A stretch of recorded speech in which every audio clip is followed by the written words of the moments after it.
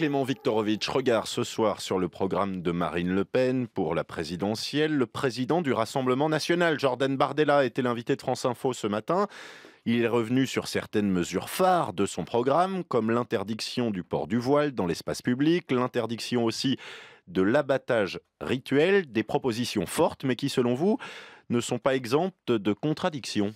Oui, c'est le moins que l'on puisse dire. Alors commençons par l'interdiction du port du voile. C'est évidemment une mesure iconique du programme de Marine Le Pen. Pourtant, ces derniers jours, elle avait semblé la défendre un peu moins vigoureusement. Jeudi dernier, en meeting à Avignon, elle affirmait par exemple qu'elle ne retirerait aucun droit à aucun Français. Pas même donc le droit de porter le voile pour les femmes françaises de confession musulmane. Ce matin, Jordan Bardella était lui beaucoup plus ferme.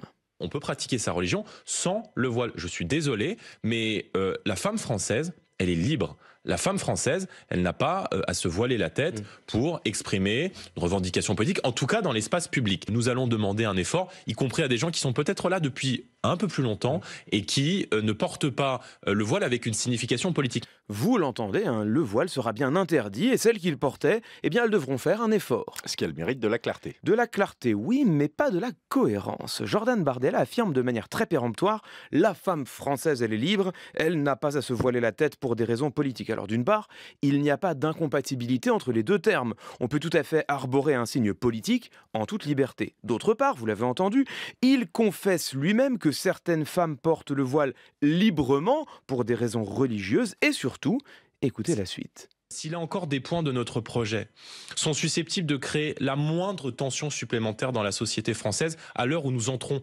peut-être dans une phase de tension sociale, etc., alors là encore, on ne sera pas obtus et on ne sera pas braqué sur ces questions-là. Ça veut dire que le voile n'est pas souhaitable et que c'est un objectif à terme.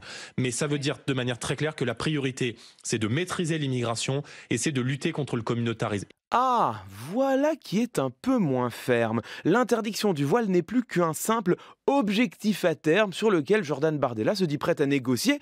C'est une contradiction majeure avec la position qui était tenue quelques minutes plus tôt à peine.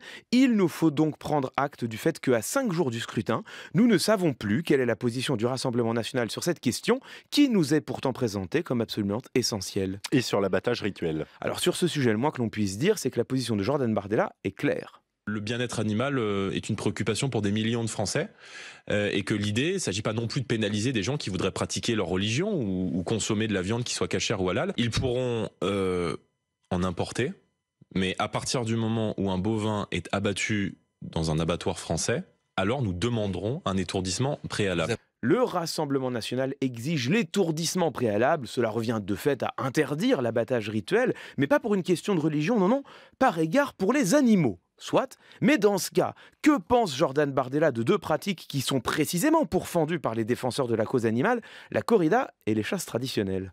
La corrida, c'est des sujets qui sont extrêmement sensibles et qui agitent souvent les passions, seront en tout cas interdits aux mineurs. Moi, je ne suis pas opposé à la chasse. Je ne suis pas chasseur. Il y a des pratiques, moi, de chasse qui me choquent à titre personnel. Je pense notamment à la chasse à courre. Maintenant, nous ne sommes pas pour l'interdiction de la chasse. La corrida doit être interdite aux mineurs pour leur éviter un spectacle violent, j'imagine, ce qui, vous en conviendrez, ne change pas grand-chose à la souffrance du taureau.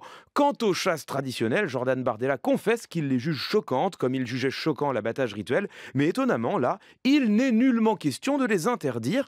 D'une même prémisse, il aboutit donc à deux conclusions opposées, c'est la définition d'une contradiction. Et que révèlent ces incohérences? Alors moi, j'y vois surtout la délicate transformation du Rassemblement national en un parti de gouvernement. Ces deux propositions sont des symboles que Marine Le Pen porte depuis sa toute première candidature et qui ont en commun de cibler notamment ou exclusivement les musulmans.